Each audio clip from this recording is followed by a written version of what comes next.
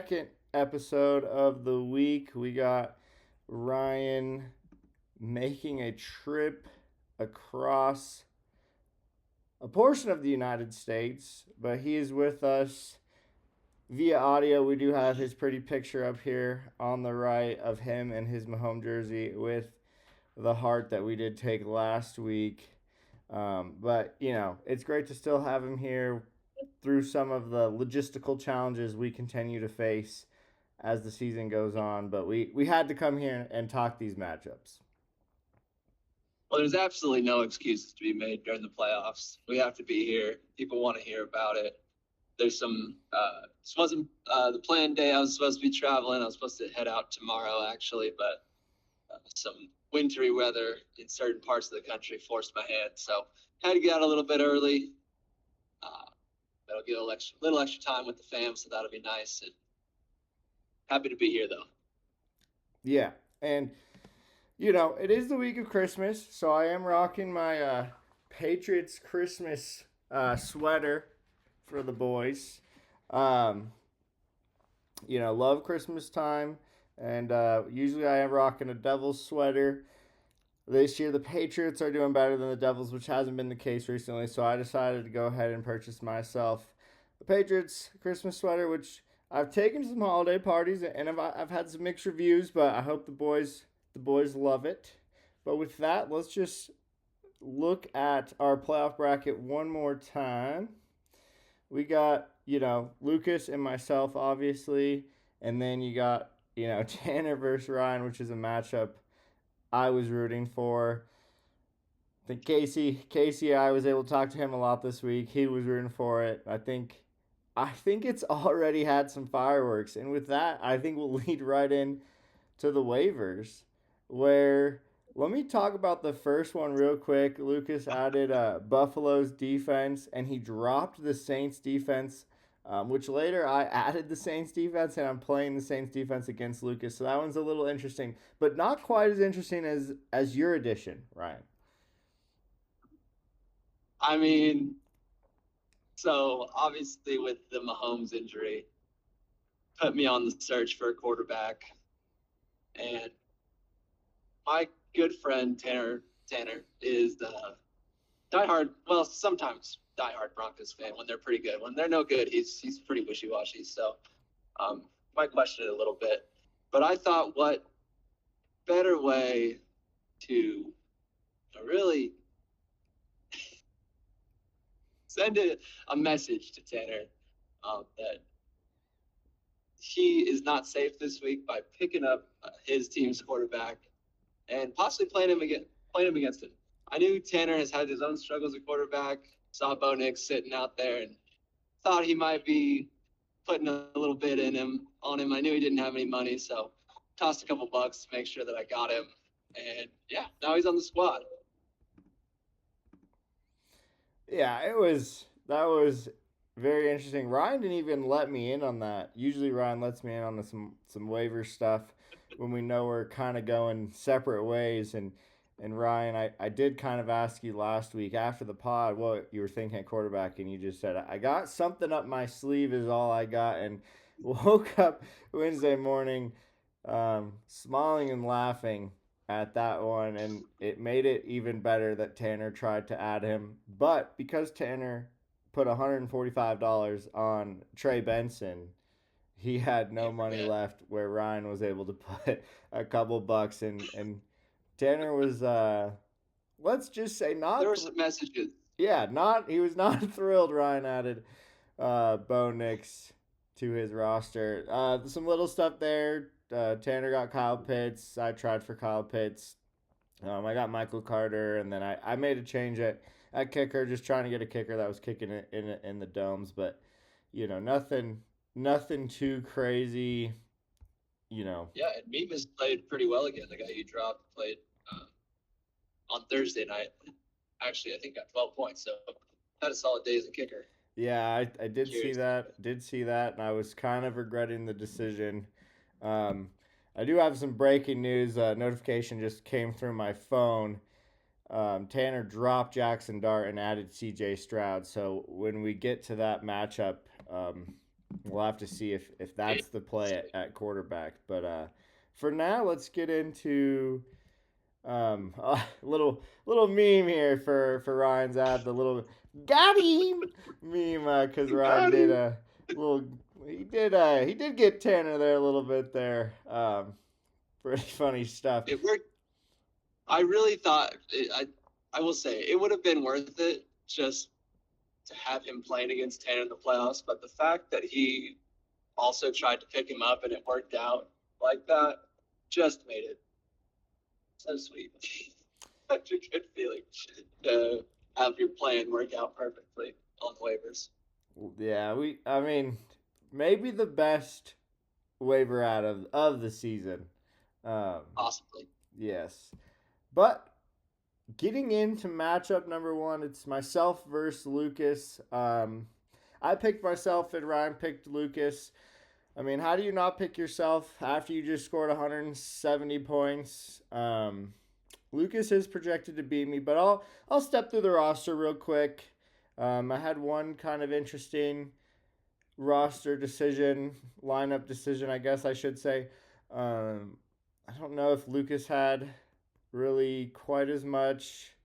Looks like he's getting some healthy players back, but I'll let Ryan kind of step through that with maybe a little assistance from me. I know he doesn't have these lineups up in front of him, so doing the best he can off of memory. But for me, Drake May against Baltimore, I think after the second half he laid down against Buffalo, which wasn't a good second half.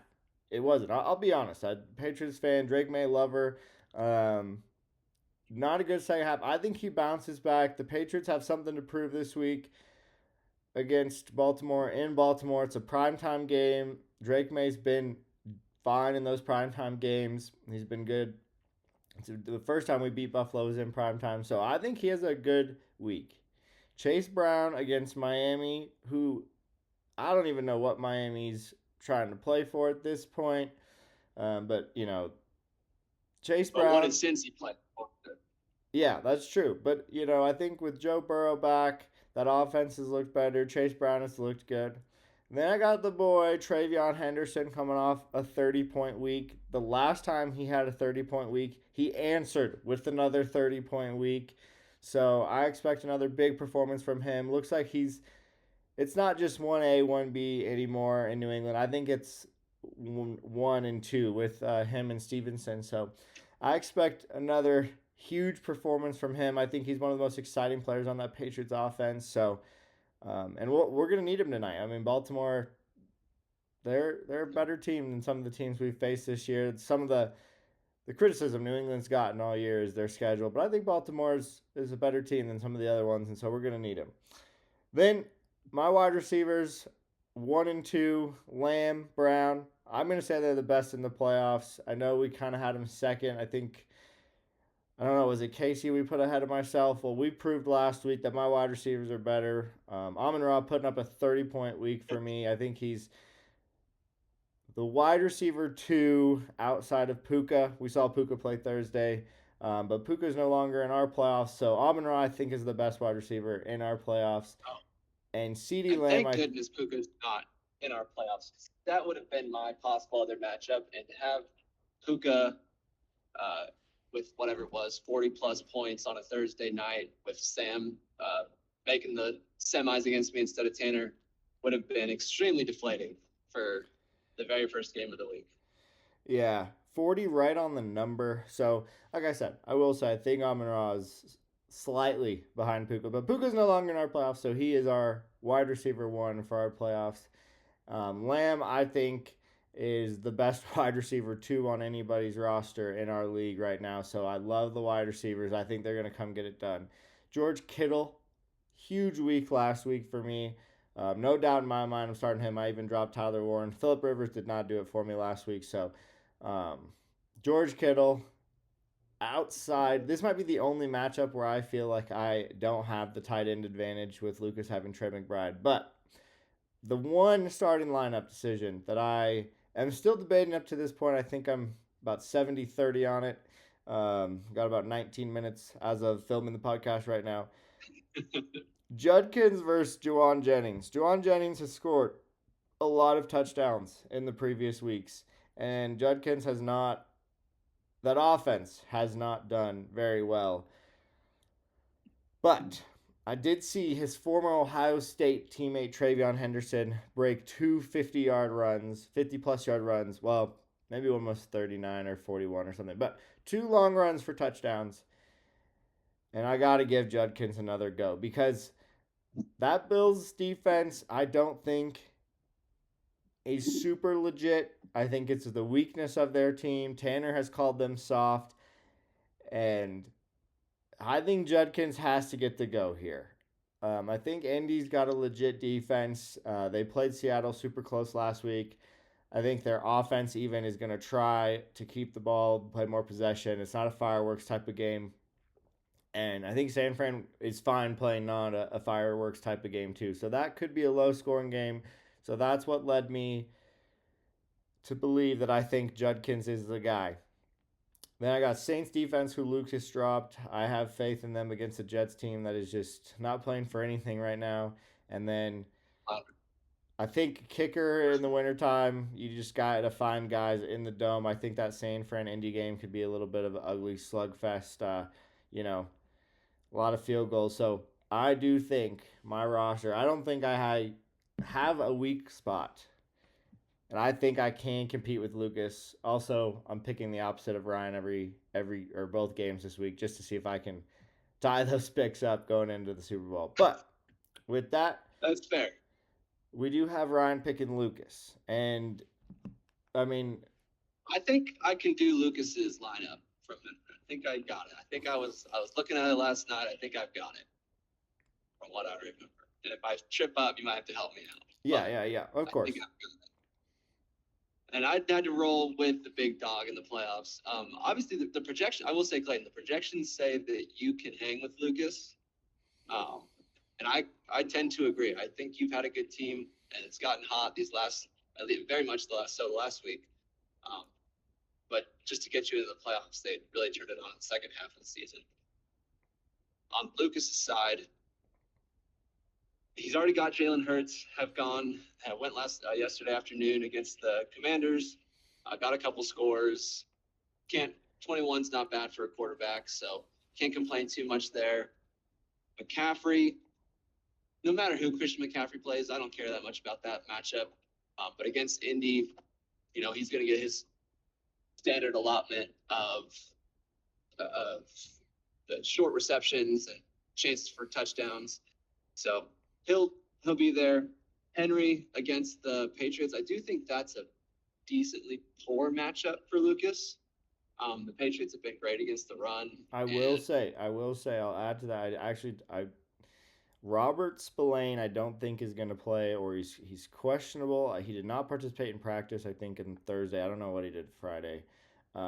That'd be huge there. And Milton Williams already out. I think we get Kyle Tonga back, but I'm again not too sure on that one. Which our Patriots front seven's a little beat up right now. So I would argue at the beginning of the year it's a minus matchup. Right now we might not have the bodies to stop big body Derrick Henry. The same guys, same level there. But I think with Vrabel, still got the mentality there of playing tough defense. So I think they'll do a decent job of reining him in. But they get down near the goal line. Lamar hasn't been running nearly as much, so Henry's still got the chances there. I think he could easily have a decent game still, even with the tough run defense. And then I know Lucas's receiver situation. Rashee Rice is not playing today, so Lucas had to bench him.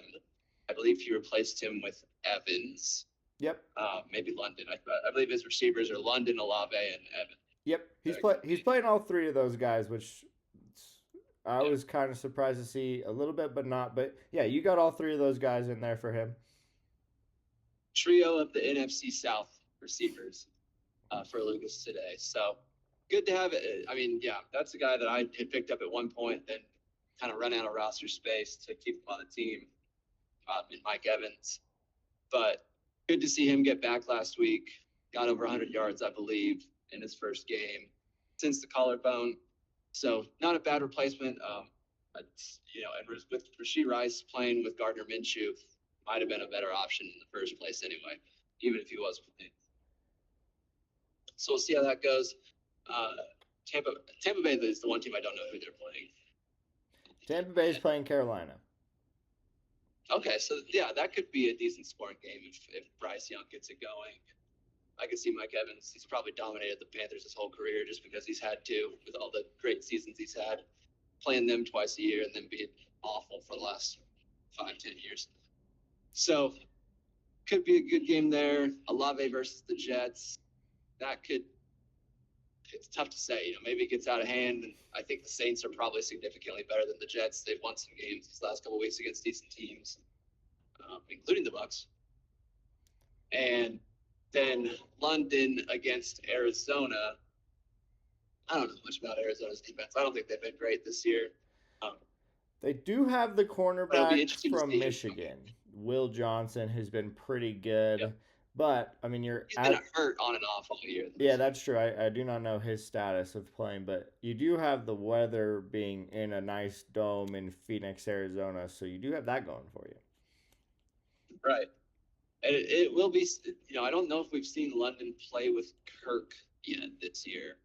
I think all his games were before Penix got hurt. Because London's been hurt himself for a while. So it's just see how he comes back. It's just see how that affects Kyle Pitts in the next matchup. And then you said he picked up the Bills defense. Yes, he's starting the Bills against the Browns, against the Browns. Yeah. With what you said against with Quinshawn, I'd be curious to see the one area I could see you getting in trouble with the Quinshawn pick is if they get down big early, which with Josh Allen on the Bills, it's always a possibility for them to score. 2 quick touchdowns back to back. Browns go 3 and out one time, and then it's 14-0. How many touches is Quinshawn really going to get? That would be the one spot I'd be worried about there. Yeah, definitely agree with that. I will say, I think Buffalo's had some slow starts. We even saw it in that New England game. I mean, they had a great second half, but the first half they struggled. So that's kind of what I'm hoping for today. And then maybe Quinshawn touchdown is kind of a double boost for me, which I'm trying to find that in a game where you're not quite favored is a good strategy in my opinion. Yeah, a little game within the game. I like it. But yeah, right now projected as a 5-point difference, which Lucas with the higher seed gets those 5 points. So I'll be curious to see this one play out, but I am more curious, honestly, about how this next one's going to play out. Ryan versus Tanner. Right I've been now, waiting all year for it. Yeah, I mean, I don't know if there's another playoff matchup I would want to see more. I mean, obviously you want to see yourself in the playoffs, and I'm glad I'm in the playoffs playing this week, but Tanner versus Ryan, probably the biggest in-house rivalry we have in our league. I mean, we got some good ones, but I don't think anyone tops this one. Right now in Tanner's lineup on the screen, it says Lamar Jackson. Let me verify if that is still the case. It is not. He has CJ Stroud in his lineup. Sorry, we put these slides together and then obviously had Tanner make the move. So, CJ Stroud, which I like more, actually against Vegas Sunday. I kind of thought maybe that's the route Ryan was going to go with CJ Stroud. But I like that. So that helps me have a little bit more faith in my pick of Tanner. Javonte Williams against the Chargers. I don't think that's a plus matchup. I don't know if it's necessarily a minus matchup. Haven't been paying too much attention to Chargers. I know, Jacksonville kind of thumped them a couple weeks ago. But don't know if I hate it or love it.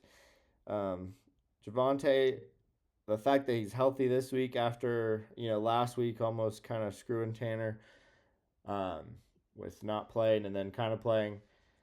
I think it's more important he's healthy more than anything. You got RJ Harvey playing Jacksonville, which I think is a minus matchup. I think that Jacksonville defense has been underrated. I mean, they've held teams to, a low amount of points and been able to put points up offensively. If Trevor Lawrence can still stay hot, I'd be interested to see how they even do in the playoffs.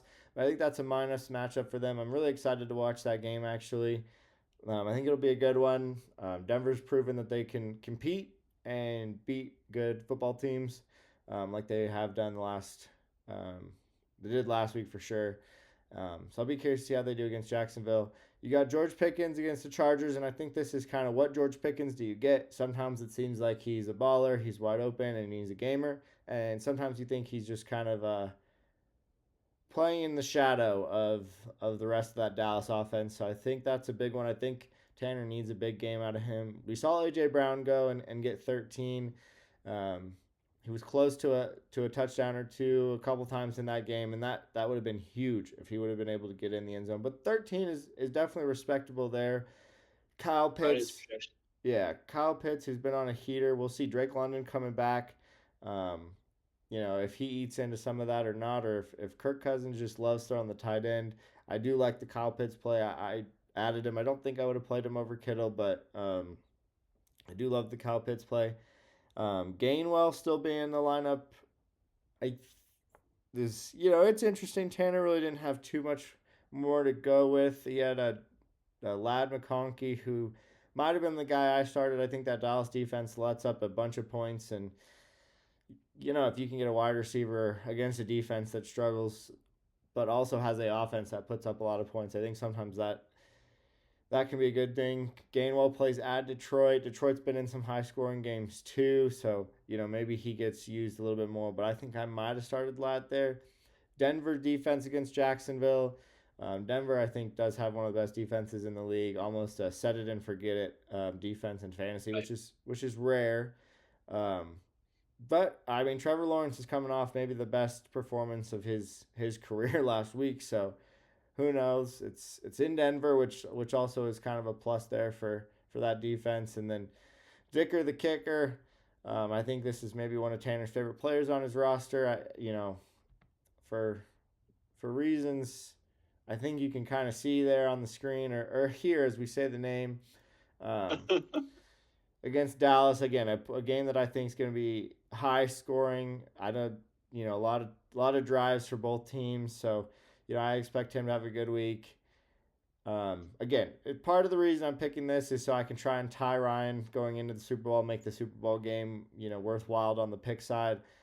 I think when I look at the roster of Tanner, I do like the CJ Stroud play. His wide receivers, I wish AJ Brown would have done a little bit more. I'm not gonna lie. Ryan picked his games before the games yesterday. I know we're airing today, and I just knew I was doing the opposite of him on both. So I would have liked to see AJ Brown score a touchdown. I think I'm gonna need a couple touchdowns out of the running backs, and I need Pickens to have a good week because when I look at Ryan's team over there, you got the two running backs, the two-headed monster of Taylor and Robinson that I'll let Ryan talk about here and why he thinks he can beat Tanner. But that's scary. We're just looking at it right now as I'm picking Tanner. That's scary to go up against. Yeah, I didn't pick myself because based solely on the merit of my team, I think I've got the advantage here. Even without a quarterback at the moment, the projections are basically even. That should tell you a little bit of something about what at least the so-called experts over at ESPN think about this, what's going on with this matchup. Yeah, I will start off saying the A.J. Brown game yesterday, I think he had 70 or 80 yards in the first half. So I was pretty confident he was going to get to 100, and him getting just shy of that, missing out on an extra 2 or 3 points there with another catch and a 100-yard game bonus was big for me. They kind of locked up the game. End of the third, it seemed like didn't even throw the ball a whole lot more. Really helped me out there. There's a chance that I don't play quarterback just out of disrespect for Tanner, depending on how the 11 o'clock games go. We'll probably slot Bo Nix in there, come noon time, halfway through once those games are getting closer to over. Just because you want to put up as many points as you can, but may not need him because of the rest of the squad. Jonathan Taylor going up against San Fran, even with Phillip Rivers last week, he was able to get, I believe it was 22-ish carries, 85 yards. Didn't find the end zone, but Phillip Rivers is going to throw it short. that gives a decent opportunity for Jonathan Taylor to catch some passes, which is not something he does a whole lot of. But I think it might even be a little bit of an uptick with Rivers there instead of Daniel Jones. Bijan had a massive game last week against Tampa. It gets that Arizona defense that we talked about. Again, don't know a whole lot about them, but they're lost a bunch of games, so they can't be particularly scary. I expect a normal mix of carries and catches for Bijan to get him near his average of about 20 points. So both of those guys, we'll hope for one to go off and give me one of the big games that they've done like earlier in the season. But if they just both pull their weight and get to about 20, I'll be feeling really good, and that's what they're projected. The bigger story for my lineup setting is the receivers, who I've been through the ringer with this year in general on the receiver side. It was very nice last week to have the bye to give these guys a chance to heal up, particularly in T. Higgins and Marvin Harrison Jr. T. Higgins, as of 10:57, is officially active and going to play today. In his last game, which was the first one with Burrow back against the Bills, he was able to get close to 100 yards and a couple touchdowns. So I'm going to hope to see that same level of T. Higgins today against Miami defense that isn't particularly scary. Jalen Waddle, on the other side of that, gets to go up against the Cincinnati defense, who also isn't very scary, but he does have a new quarterback. I believe they're playing Ewers. They don't want Tua to get hurt and cash in on some of the extra bits of his contract. So that'll be interesting. He should still be the top wide receiver target, but kind of cap his upside, I would imagine, if those guys don't have much chemistry. But maybe Ewers takes some shots. Waddle could definitely get behind some of those inferior defensive backs out in Cincinnati. And then I'll stick with receivers for now. Marvin Harrison, a little bit frustrating with some of the timing on the updates on Marvin Harrison. On Friday, he said he was, in his own words, good to go. And last night, about halfway through the Bears-Packers game, there was a report on, I think it was, one of the NFL insiders that said that they were planning to ease him back in. Unfortunately, my backup option, DJ Moore, had already started the game then. And I would have been very frustrated for most of the game with DJ Moore until the very, very last play of the game where he caught the game-winning touchdown in overtime to give him 17. If I had known that Marvin was going to get eased back in, I probably would have played DJ Moore over him. But, you live and you learn. Hopefully against the Atlanta defense, who also hasn't been great, he can maybe find the end zone in his limited snaps. Because I do not want to play Brian Thomas against Denver, which is really my only other option at this point. And then I've got my Chiefs, even minus Mahomes, who is still on the roster. Not going to see the waiver wire because he doesn't belong there. I've got Kelsey, defense, and the kicker. In the very few snaps that Minshew played last week at the end of the game in relief after Mahomes got hurt, I think Kelsey got 3 targets, maybe just 2. He definitely was targeted on the interception that ended the game and had at least 1 actual catch before that. So he had at least a couple. I think he'll still be a focal point of the offense, especially with Rashee Rice out. He said he's going to play out the rest of the year, even though the Chiefs are limited for the playoffs. So I think he'll be motivated to maybe put up some decent stats, even though they're not super meaningful. And the Tennessee defense also hasn't been great this year. So hopefully you can find some room. I'm going to hope that Cam Ward goes back to his old form early in the year of just dropping the ball for seemingly no reason when he's dropping back to throw.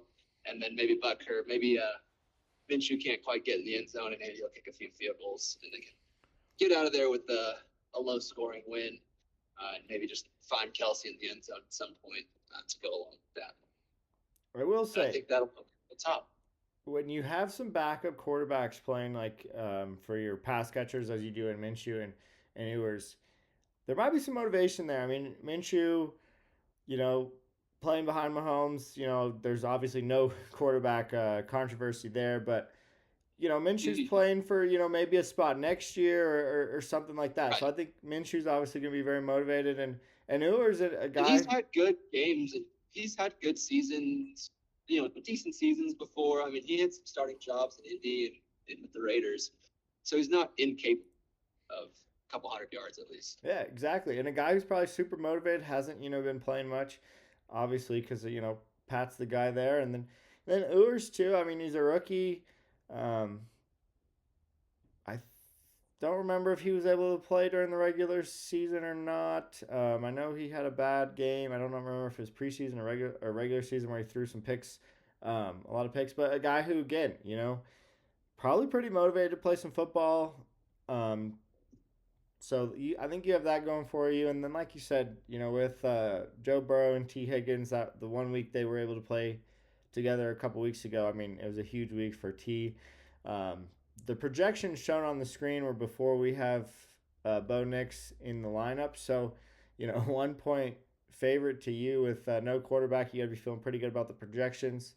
Obviously, when we slot Bo Nix in there, add 17 to that 104 projection, and you're an 18-point favorite. So, got to be feeling pretty CJ's good. strategy is math a little bit because I think he's projected maybe 2 more points than Lamar. Okay, yeah, fair enough. You are right there. I think he's projected 19 versus 17. So, make that change, do the math. But obviously you're still favored. 2-0 against Tanner this year. Yeah. So, have a chance to do the hat trick sweep on him, and then make your way to the Super Bowl. I know we talked about it a little bit, last pod. But looking at the picks here, we talked about some of the different scenarios last pod about what can happen still. I need to go 2-0 this week to tie it up. If Ryan gets one of his games right, then I'm out of it, and I'll be going to Idaho, which, like I said, not mad about it. If I go 2-0 this week, Ryan would go 0-2 based on how we did the picks, and then it all comes down to one game, which one of us, both of us, might even be in, which would be crazy. If we both do make it, then the picks is over. But that'll be fun for other reasons, obviously. So looking at the picks, I picked myself, and I picked Tanner, and Ryan picked Lucas and himself. So we'll have to see how that goes. And well, I'll say this: if it does somehow come down in the first year back of the pod that we end up playing each other in the Super Bowl, there might have to be another extracurricular wager made on the Super Bowl. Oh, we might have to either add to the existing one or make something else new. We'll think on that if that scenario comes around. And I have to say that is something. Obviously, my half, I'm rooting for to be in it, and I think just for the sake of the pod, it would be a great story if it was me versus you. So even though I'm picking Lucas, you do kind of have some of my fan support coming. Yeah, I honestly have some fun ideas if it's me versus you. I know the pick'em thing would be over, but I have some other things we could do to keep kind of a pick'em thing alive. But first, I obviously have to beat the number 1 seed, and you have to handle your business with Tanner. So we'll see what we can do there. We just kicked off these 11 o'clockers, so yeah, exactly, and that's what I was gonna go time. I was gonna say. I think we're gonna wrap it up here, but we appreciate Ryan joining from the road. Handling some winter weather, obviously, and logistical a lot less issues. technical difficulties this time compared to the Thanksgiving trip. Yeah. So we hope the sound is somewhat okay. I mean, Ryan's traveling across country. We can only do our best with some phones and some computers, and but I hope the teams that are in the playoffs, I hope good luck. I hope no injuries. I hope it's just straight up good football, good wins, and then for the boys who are not in the playoffs, I hope these games give you something to kind of pay attention to, and I hope they're exciting. And I hope at least one of them's close, and there's at least something worth paying attention to. I think they will be. I agree. Alrighty. With that, good luck, gentlemen. I'm going to go watch some football, as I assume everybody has already started to. And Ryan, safe travels. I hope you make it where you need to make it, and you're able to maybe watch the Patriots game tonight. Drake May's a fun guy to watch. I will be there before that game starts. My brother is actually gonna be there in person. He's in Baltimore for the game. Oh, wow, that is awesome. Some family, so they get to go hang out and watch that one in person. It should be a good one. That's very cool. Alrighty. Well, with that, I'll see you boys. See you, Ryan.